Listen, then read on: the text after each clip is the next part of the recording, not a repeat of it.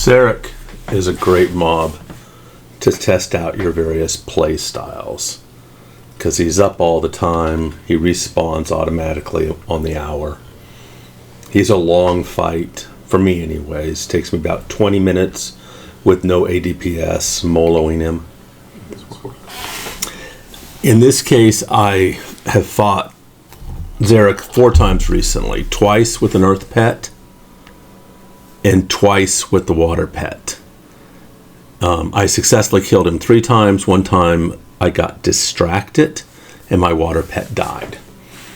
This is the first one with the earth fight, and you can see the majority of my damages comes from Ravening Servant. The second with the water fight, you can see that Raindrops, my pet, does a lot more damage as the water pet, but of course you really have to baby him a lot, so you end up doing less personal damage. And finally, I did a fight where I tried to do best practices, just really honing on my rotation, and I didn't like it. I'm 60 some odd years old. I've had surgery on my left hand. I've had heart surgery. I've got half dozen pills, and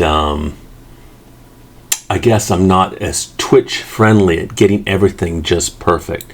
So for my play style, I am going to go back to my somewhat sloppy mash key because for me personally, I do more damage that way. And then you can see, how Fusillade of Many does a lot of your personal damage. It's really the key thing. And if you do it right, and I can do it with my mash key, where if you just hit that mash key at regular intervals, and then if you want to get Force of Elements or you want your orb to go off, you just double click it at the right time. And you can keep the rotation fairly quick without having to do multiple keys. This setup that I have is very personal and very idiosyncratic. I've gone over my setup before. I'll no doubt go over it again. But what you'll find is that I'm just giving you ideas of things you can do. Everybody's personal play style and how they do it is going to be a little bit different. I use EQ Log Parser to go out and really hone in on the numbers for what I do. And what I find is in a battle where your pet is going to be taking significant damage and you need to heal, I like the earth pet. Anything where you're not having to spend time healing and using your blocks, etc., then go with water. Water is always better. It's far more DPS. But if you're going to be distracted healing your pet, I like the earth pet and forget. Bottom line is I've got a system that works for me, and I was experimenting with some other alternatives from people who really know what they're doing, and I can definitely understand why it should be perfect. For instance, keep in mind that Force of Elements does not